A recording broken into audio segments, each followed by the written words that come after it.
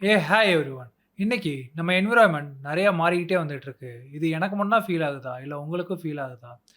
இந்த என்விரான்மென்ட் நல்ல விதமா மாறுதா? இல்ல கெட்ட விதமா மாறுதான்னு கேட்டீங்கன்னா, நல்ல விதமாவும் மாறுது. ஆனா ரொம்ப கெட்ட விதமா மாறிட்டு இருக்கு. நம்ம இந்தியாவ என்னைக்குமே யூனிட்டி இன் டைவர்சிஃபிகேஷன்னுவோம். இங்க பிரிவினை நாளாக நாளாக ஏதோ ஒரு ரூபத்துல உருவாகிக்கிட்டே இருக்கு. இத தாண்டி இந்தியாவ அதிகமான யங்கஸ்ட் பீப்பிள் இருக்க நேஷன்னு சொன்னாங்க. இந்த யங்கஸ்ட் பீப்பிள்லாம் சோசியல் மீடியால ஏதோ ஒரு ஃபேன் ஃபைட்டாவோ, இல்ல ஏதோ ஒரு பொலிட்டிக்கல் ஃபைட்டாவோ சண்ட போட்டுட்டு இருக்காங்க. இங்க யாரோட ஹிட்டன் அஜெண்டாக்காகவோ, இங்க நம்மள ஈஸியா மேனிபுலேட் பண்ணிட்டு இருக்காங்க. உண்மைய சொன்னாலே இன்னைக்கு நெறைய பேர் அஃபெண்ட் ஆகுறாங்க. உண்மைய உரக்க சொல்லுன்னு சொன்னாங்க. இப்ப உண்மைய சொன்னாலே, "உனக்கு எதுக்குப்பா இந்த தேவையில்லாத வேலைன்னு?" கேட்கிற நிலைமைக்கு நம்ம தள்ளப்பட்டோம்.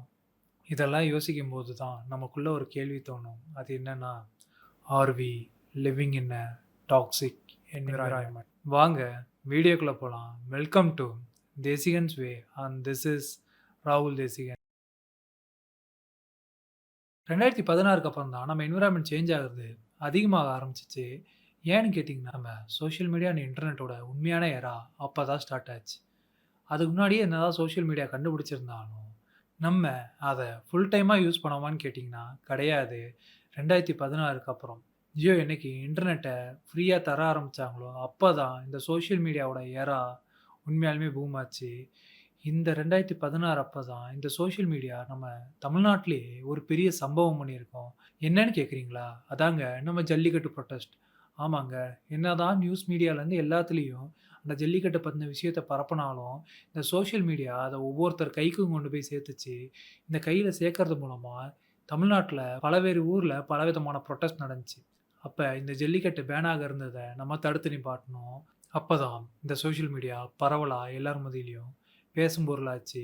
இத புரிஞ்சுகிட்ட சில நடிகர்கள் அத யூஸ் பண்ணி அவங்க வளர்ச்சிய ஆரம்பிச்சாங்க. இப்படிதான் இந்த என்வைரன்மென்ட் சேஞ்ச் ஆக ஸ்டார்ட் ஆச்சு.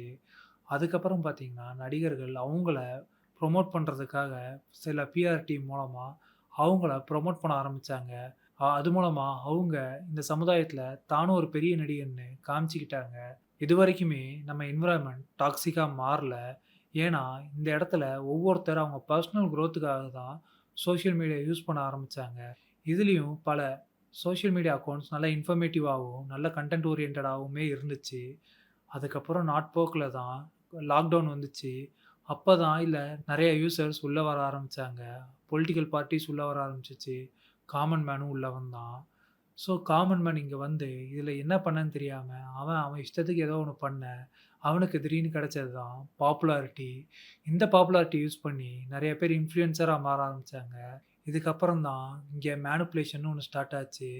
ஏன்னா, என்னதான் இதுக்கு முன்னாடி குரோத்துக்கு நெறைய பேர் அவங்கள ப்ரமோட் பண்ண யூஸ் பண்ணியிருந்தாலும், இந்த இடத்துல அவங்கள பெருசா காட்டிக்க நெறைய மேனிபுலேஷன் தேவைப்பட்டுச்சு. சிலர் பணம் சம்பாதிக்கிறதுக்காக மேனிபுலேட் பண்ண ஆரம்பிச்சாங்க. இது மூலமா மக்கள்ட்ட உண்மைய தவிர்த்து பொய்ய நெறைய பரப்ப ஆரம்பிச்சாங்க. அப்ப கூட பார்த்தீங்கன்னா, இது பெரிய லெவல்ல டாக்ஸிக்கா மாறல. பட் மிஸ்லீடிங் நெறையா இருந்துகிட்டே இருந்துச்சு. அதுக்கப்புறம் லாக்டவுன் முடிய ஆரம்பிச்சுச்சு. இதுக்கப்புறம் தான் பார்த்தீங்கன்னா, ரொம்ப ஹேட்ரட் ஸ்ப்ரெட் ஆகுற டைம் ஸ்டார்ட் ஆச்சு. இந்த 2021க்கு அப்புறம் பார்த்தீங்கன்னா, பொலிட்டிக்கல் வந்து எல்லாமே இதுக்குள்ள வர ஆரம்பிச்சுச்சு.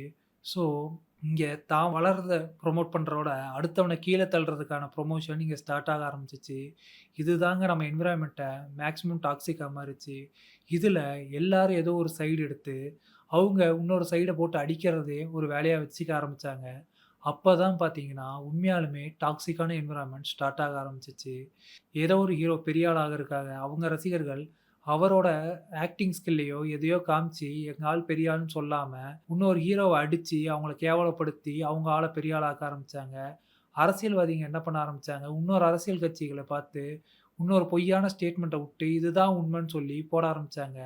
இது 1, 2 போஸ்ட் வரும்போது, நம்ம உண்மைன்னு நம்ப போறதில்ல. நம்ம இத கடந்து போயிருவோம். இதே ஒரு 100 பேர் சேமான மேனிபுலேஷன் போஸ்ட்ட போடும்போது, இது ஒரு வேள உண்மையா இருக்குமோன்னு நம்மளே நம்ப ஆரம்பிச்சுருவோம். என்னதான் ஒருத்தர் உண்மைய சொன்னாலும், அவங்கள சுத்தி 100 பேர் பொய் சொன்னா, அந்த ஒருத்தர் சொல்றதோட 100 பேர் சொல்ற பொய்ய தான் நம்ம உண்மைன்னு நம்புவோம். அப்படிப்பட்ட என்விரான்மென்ட்ல தான் நம்ம வாழ்ந்துகிட்டு இருக்கோம். இந்த 100 பேர் சொன்ன பொய்ய நம்பி, இங்க பல பேர் இதுல அடிச்சுக்கிட்டு இருக்காங்க. எந்த ஹீரோ எந்த சம்பளம் வாங்குனா நமக்கு என்ன? ஆனா, ஒருத்தர் ஒரு சம்பளத்த சொன்னா, இல்ல இது இவ்வளோதான்னு இன்னொருத்தர் சொல்லுவாங்க. இது உண்மையா பொய்யான்ற ஆராய்ச்சி பண்ற வேண்டிய வேலை நமக்கு இல்ல. ஒரு பொலிட்டிக்கல் பார்ட்டி மேல ஏதோ ஒரு குற்றச்சாட்டு வைக்கிறாங்கன்னா, பெரிய பெரிய குற்றச்சாட்ட மறைக்கிறாங்கன்னு அர்த்தம். சில ஊழல்கள உங்க கண்ணு முன்னாடி காமிக்கிறோன்ற பேர்ல, பல ஊழல்களை பின்னாடி மறைச்சுக்கிட்டு இருப்பாங்க. இங்க எதுவுமே நமக்கு வெளிப்படையா இல்ல. இன்னைக்கு யாரோ ஒருத்தர் ஏதோ ஒரு வீடியோ மேக் பண்றாங்கன்றப்ப, அதுல இருக்க உண்மை தன்மைய நம்ம பார்க்கறதுக்கு யோசிக்கிறோம். ஏதோ ஒரு விஷயம் உண்மைன்றப்ப, இந்த சோசியல் மீடியால அதுக்கான ப்ரூஃப குடுக்கறதுல என்ன? அந்த ப்ரூஃப் இருக்குன்னு சொல்றாங்க. பட் இதுவரைக்கும் எந்த இதுலயும் ப்ரூஃப் குடுத்ததில்ல. தான் குடும்ப பிரச்சனைய முதற்கொண்டு சோசியல் மீடியால போஸ்ட் பண்ணி கான்ட்ரோவர்ஸிஸ கிரியேட் பண்ணிக்கிட்டே இருப்பாங்க. நம்மள எப்பயுமே இந்த கான்ட்ரோவர்ஸிய பார்த்து, இது சரி, இது தப்புன்னு நம்மள டிசைட் பண்ண வச்சுக்கிட்டே இருப்பாங்க. இதனாலேயே நமக்கு, நம்ம பக்கத்துல இருக்கவங்களுக்கு ஒரு கிளாஷ் இருந்துகிட்டே இருக்கும். ஒண்ணுமே இல்லங்க. நம்ம கூட இருக்க ஃப்ரெண்டு தான். நம்ம ஒரு தரப்பு எடுக்கும்போது, அவன் இன்னொரு தரப்பு எடுப்பான். இதுல வாக்குவாதம் பண்ணியே நம்ம நேரத்த போக்குவோம். ஆனா, இது நமக்கு தேவையான்னு கேட்டா தேவையில்ல. ஏன்னா, இங்க நம்ம கான்ட்ரோவர்சிலயே இருந்து பழகிட்டோம். இந்த கான்ட்ரோவர்சிய யூஸ் பண்றதால பல பேர் வளர்ந்துகிட்டு தான் போறாங்க. பட் இந்த கான்ட்ரோவர்சிய பேசி, பேசி நம்ம தாழ்ந்துகிட்டே போறோம். நம்மள எந்த விதமும் யூஸ் பண்ண விடாம, த அவங்கள வளர்த்துக்கிறதுக்காக நம்மள மேனிபுலேட் பண்ண இங்க பல பேர் ரெடியா இருக்காங்க. இது மட்டுமான்னு கேட்டீங்கன்னா, ஒரு உண்மைய நம்ம சொன்னா கூட, இந்த உலகம் நம்ம மேல ஹேட்ரட் ஸ்ப்ரெட் பண்ண ரெடியா தான் இருக்கும். ஏன்னா, நீங்க சொல்ற உண்மைய ஏத்துக்க முடியாம இங்க பல பேர் இருப்பாங்க. அந்த பல பேருக்கு நீங்க சொல்ற உண்மை பிடிக்காது. என்னைக்குமே உண்மைன்றது ஒரு சுகர் இல்லாத ஜூஸ் மாரி. அத எடுத்தோனே குடிக்கும்போது பிடிக்காது. ஆனா, நீங்க அந்த சுகர் இல்லாம நீங்க குடிச்சுக்கிட்டே இருந்தீங்கன்னா, அதோட டேஸ்ட் உங்களுக்கு பழகிரும். அந்த சுகர ஆட் பண்ண அந்த உண்மையில நீங்க பொய்ய ஆட் பண்றதுக்கு சமம். ஏன்னா, இங்க யாரும் முழுசா எந்த பொய்யும் சொல்றதில்ல. சில உண்மைகள்ல சில பொய்ய கலந்து சொல்றதுனால, அத நம்ம உண்மைன்னு நம்பியே வாழ்ந்துகிட்டு இருக்கோம். ஒரு காலத்துல காத்து வாக்குல வந்த செய்திகள், இன்னைக்கு காட்டுத் தீயா பரவிட்டு இருக்கு. நம்ம வேலைய பார்க்கறதோட, அடுத்தவன் பொழப்பு என்ன ஆகுதுன்னு பார்க்கறதே அதிகமாயிட்டு போயிட்டு இருக்கு. இப்படியே போயிட்டு இருந்தா, நம்ம நம்ம பக்கத்துல இருக்கவங்க மேல கூட ஒரு கட்டத்துல ஹேட்ரட் ஸ்ப்ரெட் பண்ண ஆரம்பிப்போம். ஈகோவும், ஜெலஸும் காலங்காலமா இருக்கிறது தான். பட் இந்த ஹேட்ரட் ரொம்ப டாக்ஸிக்கா போயிட்டு இருக்கு. ஏன்னா, நம்ம எதுக்கெடுத்தாலும் இப்ப இன்னொருத்தன திட்டியே பழகிட்டோம். இதே இன்னொருத்தர புகழ்ந்து பேசுறத கூட நம்மளால அக்செப்ட் பண்ணிக்க முடியாத நிலைமையில தான் இருக்கோம். ஒருத்தர் புகழ்ந்து பேசிட்டா, அவங்களையும் தப்பா தான் நம்ம பேச ரெடியா இருக்கோம். இப்படியே போச்சுன்னா, நம்ம என்விரான்மென்ட் இன்னும் டாக்ஸிக்கா மாறும். இது எந்த விதத்திலயும் சரியில்ல. நம்ம என்னதான் குரோ ஆகிட்டே இருந்தாலும், மக்களோட பிஹேவியர் இதே மாரி ஹேட்ரட ஸ்ப்ரெட் பண்ண ஆரம்பிச்சுருச்சுன்னா, இந்த என்விரான்மென்ட்ல ரொம்ப கஷ்டமா போயிரும்.